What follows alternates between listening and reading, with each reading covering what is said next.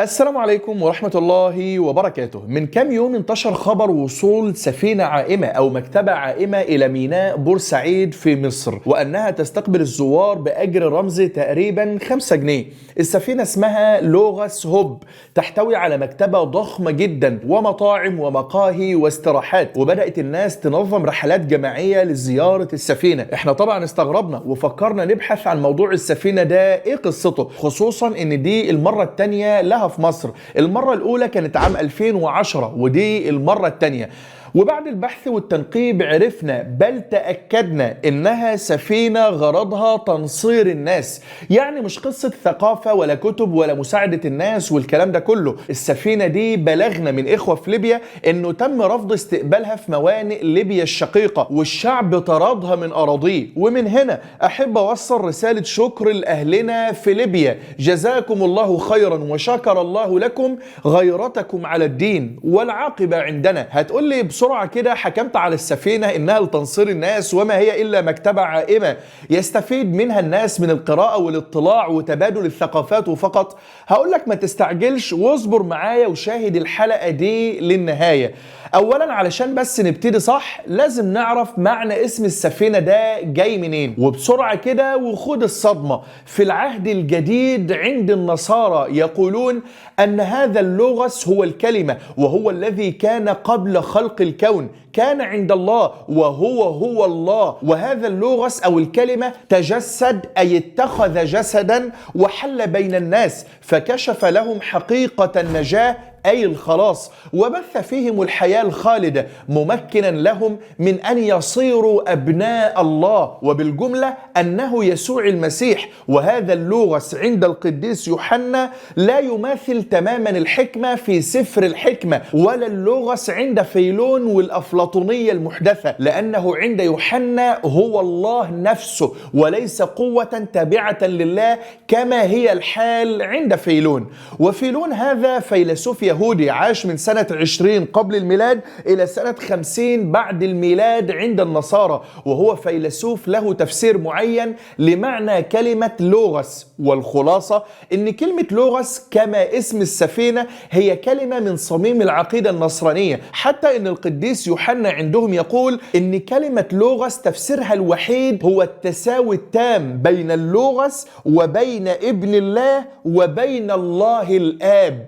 تعالى الله عما يقولون علوا كبيرا. ولو حضرتك شايفنا بنبالغ شوية في الكلام، تعالى ندخلك صفحتهم الرسمية ونسمعك الفيديو الترويجي للسفينة وشوف ايه اللي بيقولوه. OM Ships International is a non-denominational Christian organization dedicated to bringing knowledge, help, and hope to the people of the world. Since 1970, our vessels have welcomed more than 45 million visitors up the gangways in over 150 different countries and territories. For many, a visit to one of our ships is the first time they've ever had access to, and this attraction often brings thousands of visitors to the ship each day. Over 5,000 titles of Christian, educational, and children's books.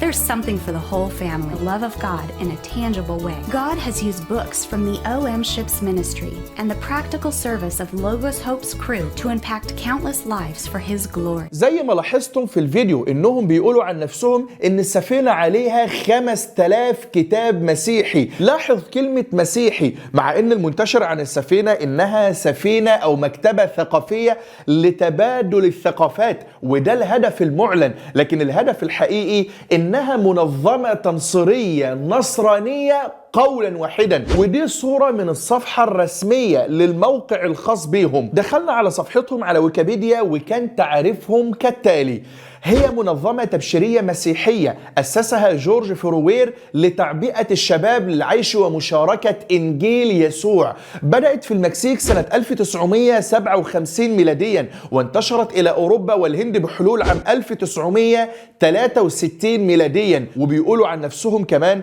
تضم منظمة أو OM حاليا حوالي 6800 شخص يعملون في 118 دولة حول العالم، ويسعون إلى رؤية مجتمعات نابضة بالحياة لاتباع يسوع. القيم الأساسية للمنظمة هي معرفة الله وتمجيده والعيش في استسلام لكلمة الله، وكونهم أناسا فيهم نعمة ونزاهة يخدمون الناس قربانيا يعني تطوعا، ويحبون ويقدرون الناس، ويبشر العالم ويعكس تنوع جسد المسيح والشفاعة العالمية وتقدير الكنيسة. إنهم يحققون هذه القيم الأساسية من خلال زرع الكنيسة والكرازة والإغاثة والتنمية والعدالة والتوجيه والتلمذة. كفاية بقى لحد هنا، وتعالى بقى معايا علشان أعرفك مين هو جورج فروير مؤسس المنظمة، علشان بس نكون ملمين بأغلب الجوانب ووصل لك الصورة كاملة. كتب جورج فروير عدة كتب حول مواضيع مسيحية مختلفة، وقالوا عنه إنه مدافع متحمس عن التلمذة الجذرية باعتبارها الخيار الشرعي الوحيد للأشخاص الذين يؤمنون بيسوع المسيح. تم توزيع أكثر من 1,000,000 كتاب من تأليفه في جميع أنحاء العالم، إنه يكرس في العديد من الكنائس بشكل مكثف، وهو متحمس جدا لنشر كلمة الله. وبعد تعرفنا عن تفاصيل المؤسسة التي تدير السفينة، تعالوا بقى نتكلم في نقطة مهمة جدا جدا، وهي ممكن واحد يسأل سؤال منطقي ويقول وإيه المشكلة إن سفينة فيها كتب حتى وإن كانت الكتب دي غير إسلامية؟ وإيه المشكلة كمان إنها تدعو للأهداف اللي بتؤمن بيها؟ هقول لك مفيش أي مشكلة خالص. والله زي ما بقول لك كده مفيش مشكلة، لكن بشرط واحد بس، إن السفينة تعلن عن نفسها بشكل مباشر. يعني تقول أنا هدفي نشر النصرانية أو المسيحية حسب كلامهم، لكن السفينة أتت بشكل خبيث جدا جدا.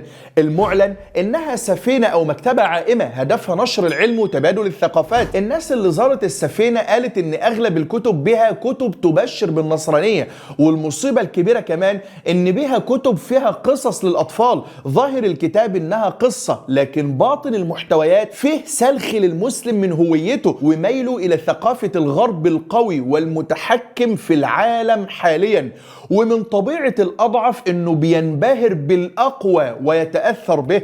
وفي ظل الوضع الحالي للأمة الآن وبعدها كثيرا عن الدين والشريعة وبعدها عن قراءة الكتب وخصوصا الكتب الدينية، أصبح الفرد المسلم فرد مسطح خاوي من السهل جدا التأثير فيه. وبالتالي كان لازم نحذر من أهداف البعثات التنصيرية ولا نهون من أهدافها الخفية. طبعا هنا واحد متفلسف بقى ممكن يسأل سؤال ظاهره منطقي جدا جدا لكن باطنه الخبث، فيسأل ويقول يا مولانا، ما الغرب بيسمح لأي مسلم بتوزيع ونشر كتب إسلامية في أي ميدان أو شارع في أي دولة أوروبية؟ هرد على حضرتك وأقول لك أولا، لا يصح أبدا أن نساوي بين نشر الحق الذي نحن مأمورين به من قبل الله وبين نشر الباطل. يعني إن كنت أنت مسلم حقيقي يا صاحب السؤال، كان لابد ليك انك ترحب بنشر الاسلام في العالم كله وترفض في نفس الوقت نشر ما سواه من عقائد مخالفة لمنهجك وشرعك. والحق والعقل والمنطق والعرف حاليا بيقول ان نشر الاسلام افيد وانفع للبشرية من نشر ما سواه.